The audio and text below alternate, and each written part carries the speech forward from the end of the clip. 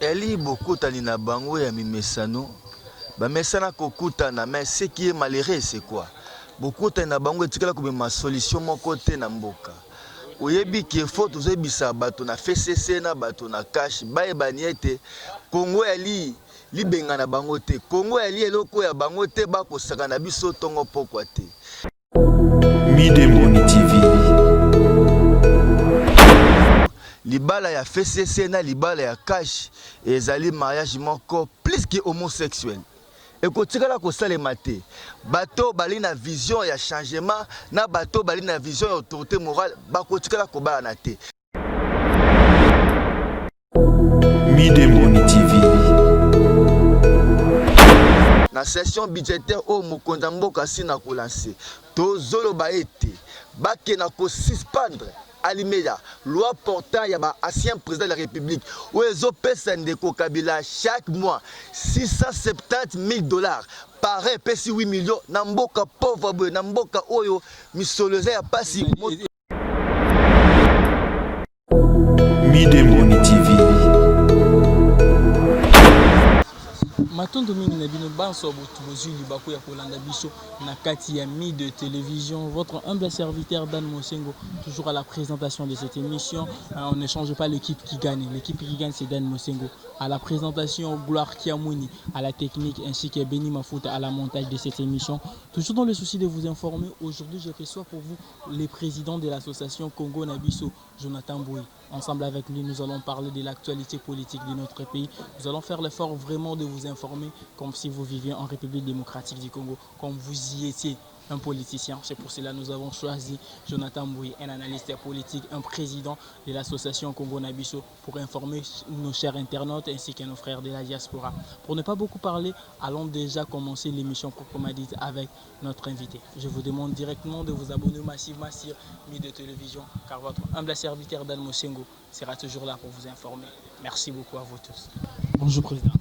Bonjour Dan Mosengo, bote na bakongomani nyonso, na balandi nyonso tout ya chaîne de télévision na bino, ezali esengo mingi kokuta na ensemble, po ete na yebi ete na sima bitando ike bato batondi ebele, bakolanda biso ebele lokola ndeko nanga moko atalaka bino mwa mingi, Arthur Alindi esika ali na pesi epe mbote, na bandi ete akolanda bino esika ozali sateli malamu.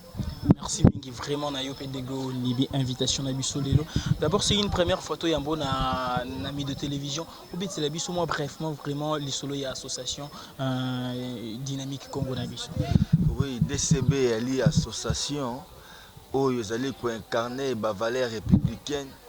L'association dynamique Congo na biso DCB en sigle ali eloko oyo ezali wana pona ko défendre ba valeurs ya Congo, pona ko défendre ba valeurs ezali républicain, pona ko défendre oyo ezali ya ba kongomani tina DCB ezali yangwana yango ete vision claire ezali ete défense des valeurs républicaines de objectif na biso ezali clair yangwana. Défense quand il y a valeur républicaine, l'association mingi lelo toujours mon ezali affilié na ba parti politique, to ezali affilié na ba regroupement politique, bino bozali affilié na regroupement politique. DCB na sali affilié na parti politique soki mokete to ali wana na kaka na ngambu ya peuple pour ko défendre ba valeurs républicaines. Biso to lobaka intérêt populaire c'est notre simple mot. Nous visons que le Congo gagne en tout et pour tout. Merci beaucoup. Vraiment, vous avez compris vraiment brièvement.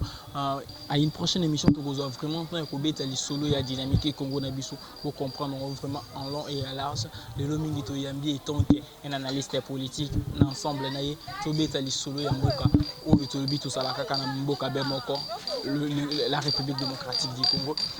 Au lieu de la valeur républicaine, le président sortant, le président honoré, le sénateur Adi Joseph Kabila, Paotiko Kutanana, Ndekonabina président en place, Félix Antoine Tshisekedi, un point de vue d'abord na yo ezalini par rapport à Yarakon. Eli bokutani na bango ya mimesano, ba mesana kokutana, mais ce qui est malheureux c'est quoi? Bokutani na bango etikala kobima solution moko te na mboka. Oyebi ki faut tozebisa bato na FCC na bato na cash bayebani ete Congo eli libenga na bango te. Congo ali eloko ya bango te bakosaka na biso tongo pokwa te.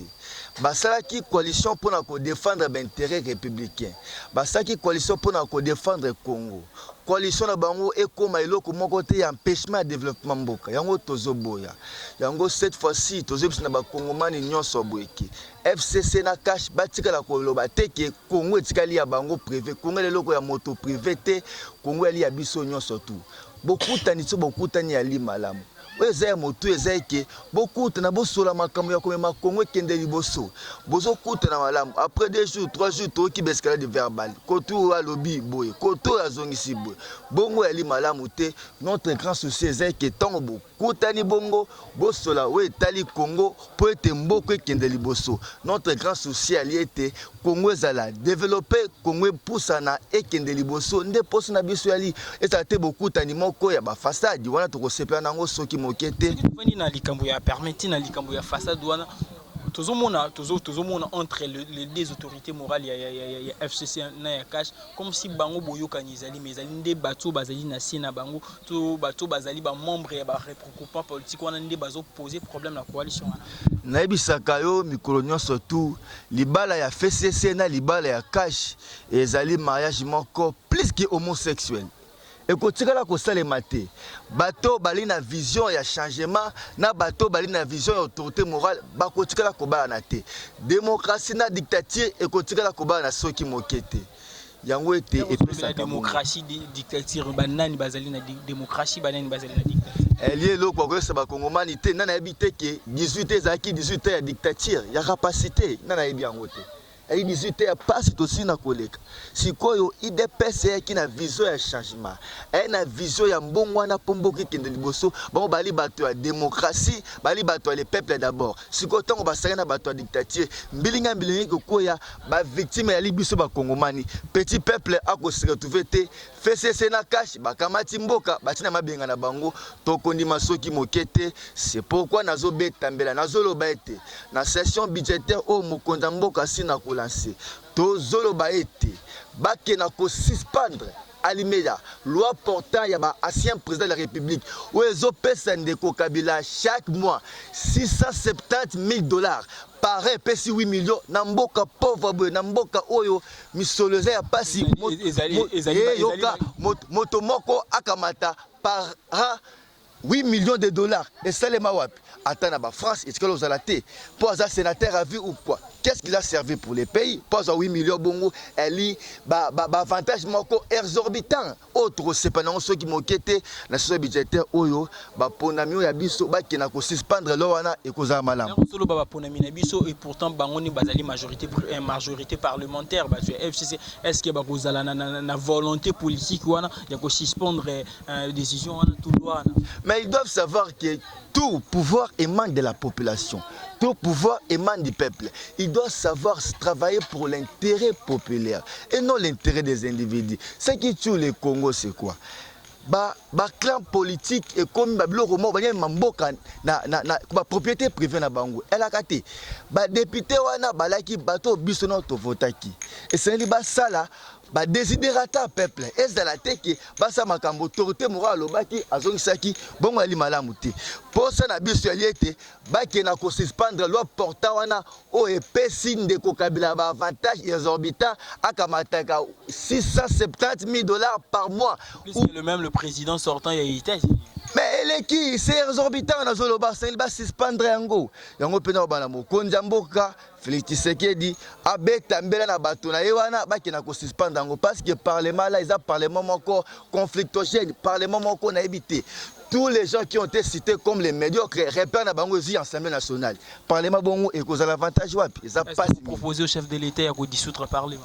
Nazara na logique wana ko dissoudre tête tous na posa ya parlement wana te. Ceux qui missolé ali pourquoi pas ko ça parlement là. Là c'est une parlement moko ya bateau di sami déjà na foi ya mabe ya bateau mauvaise foi. Bateau batikala ko voter nanu ba loi ezali na profit ya peuple te. Yali parlement moko pirement conflictogène parlement moko na éviter ba immoraux si je peux dire. Parlement ya ba immoraux.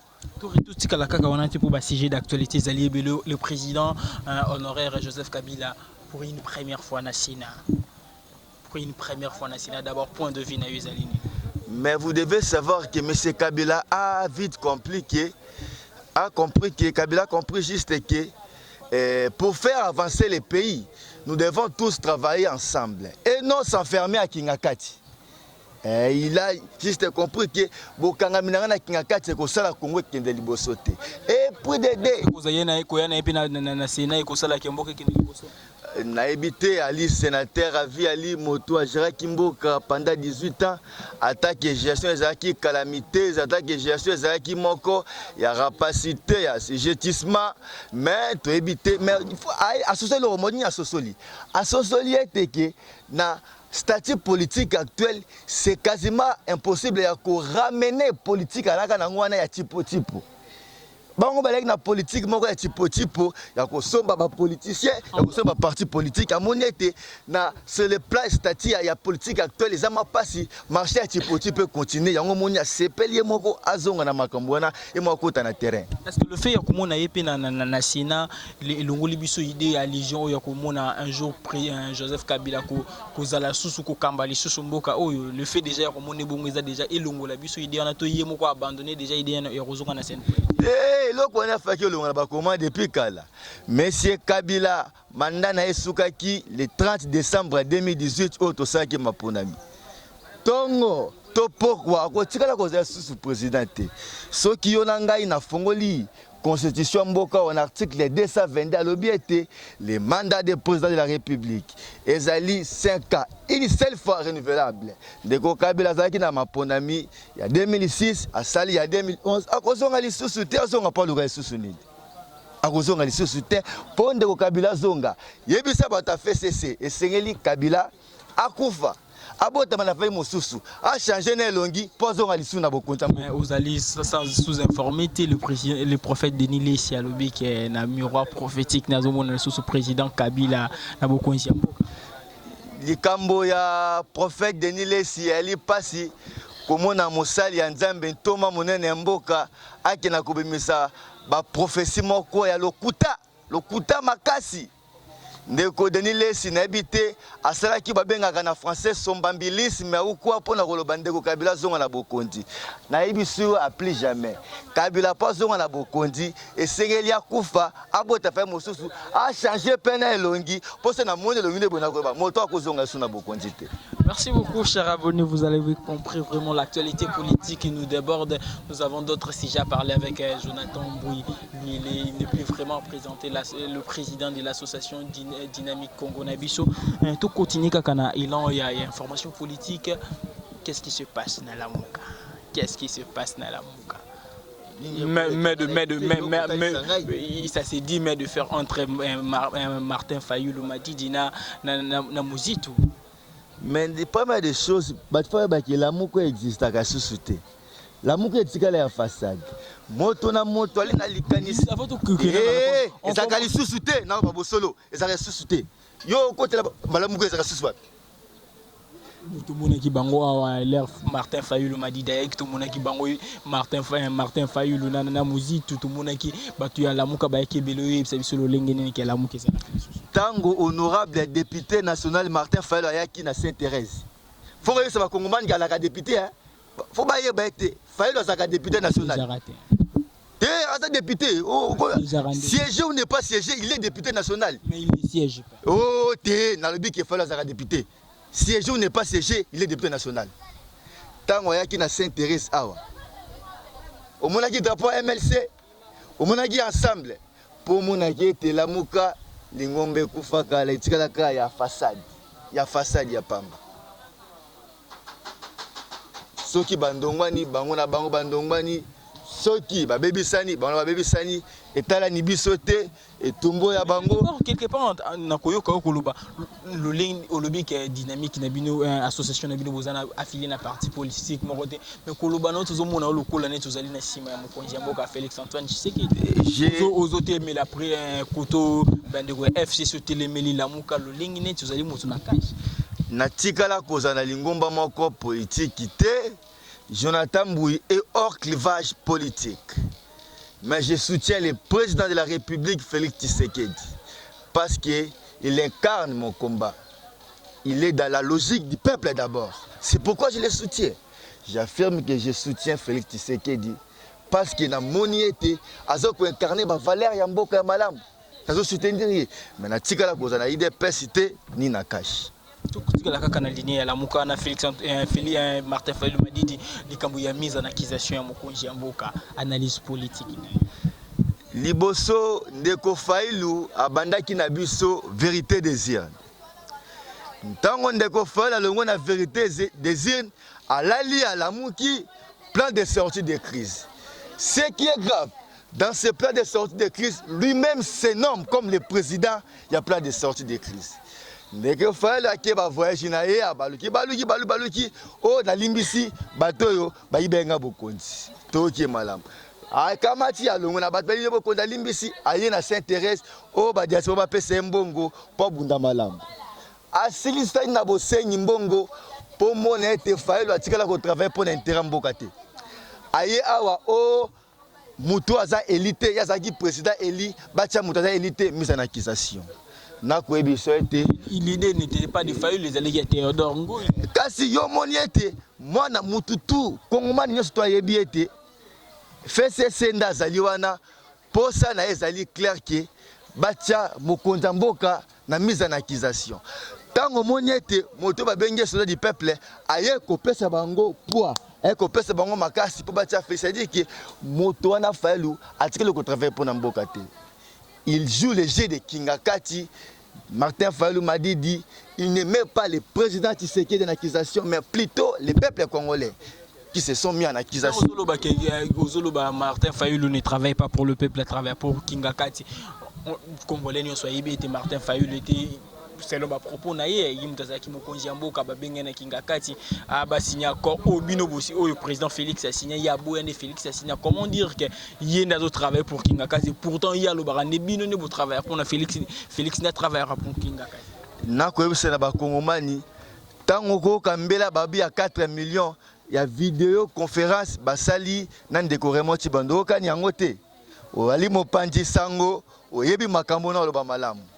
Ndeko Fayulu ndenge aliwana ali moto ko jouer baji ya Kabila mais Martin Fayulu m'a dit j'ai dit au peuple congolais bala témoin ali moto oyo azo jouer jeu à Kingakati et puis Martin Fayulu c'est un homme incohérent, il est incohérent et discursif.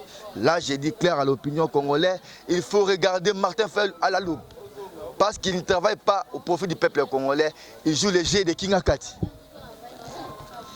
Comme je vous l'ai dit, il joue le jeu de Kingakati. Il est en train de jouer le jeu de Kingakati. Il est dans l'incohérence discursive. Il n'est pas derrière la population. Comment s'appuyer et M. Kabila pour bâtir le peuple congolais en accusation et aller passer faut que tala M. Fayulu par rapport au pays analyse politique aux alliés politologues aux alliés leaders d'opinion Théodore Ngoyi Martin Fayulu accuse le président de la République d'avoir violé la constitution volontairement par rapport il y a des dispositions mokonzi mboka soki ya bavokana point de vue na yuzalini mais faut que ba yeko liboso le ko bomisu kongo zanini droit ali monene. Toi, on a basali droit privé, droit pénal, droit constitutionnel. Maintenant, il y a des Congolais de côté d'Ongoyi, atikala kozala constitutionnaliste, ali pénaliste. Attaque ali pénaliste, à quoi qu'on nimbe la mibe côté. Il n'est pas constitutionnaliste. Il nous démontre d'abord des premières des choses. Lui, Théodore n'a pas l'habilité d'accuser les chefs de l'État. Ce n'est pas lui de remarquer que le chef de l'État a violé ou il n'a pas violé. C'est le procureur près de la Cour constitutionnelle, c'est lui. Il est censé de voir si le président a violé ou il n'est pas violé. C'est simple. Est-ce que Oki Batako, Basino Kota Makambango, Bamoniete, Motoana Ali Motoa Kabila, Azo Joué Baji Aki. Il n'est pas allé même dans la Cour constitutionnelle, qui est dans l'Assemblée nationale, de Badistiti, Moukonjiambo. Et puis, na ebisio c'est ba commande ba bete Assemblée nationale tikali ko zana bo konza ko kwesa mo konza mboka te sauf la Cour constitutionnelle ba commande c'est boye bete Assemblée nationale azana makasa ko kwesa mo konza mboka te plus jamais là je vous confirme kaka Cour constitutionnelle mtazana makasa ko kwesa mo konza mboka Merci beaucoup. Nous tendons vraiment vers la fin de notre émission. Je vous demande de vous abonner vraiment massivement. Si j'ai tellement belé, c'est la première fois que le président de l'association Dynamique Congo Nabiso, c'est pas la dernière fois. Ensemble avec lui, nous allons continuer de décortiquer l'analyse politique de notre pays. Enfin, que Bino Balandi Banso, il y a mis de télévision pour comprendre qu'est-ce qui s'est passé vraiment dans notre pays, comment la politique évolue dans notre pays, car nous avons un seul pays, la République démocratique du Congo. Nous tendons petit à petit vers la fin de notre émission. Tout comme vraiment dans cette émission, tout retenir ni na passage na yo na émission. Oyo ya motuya ya ko retenir réalité mboko ezali mboka na biso nyonso tu. Esengeli kosunga mboko oyo ekende liboso.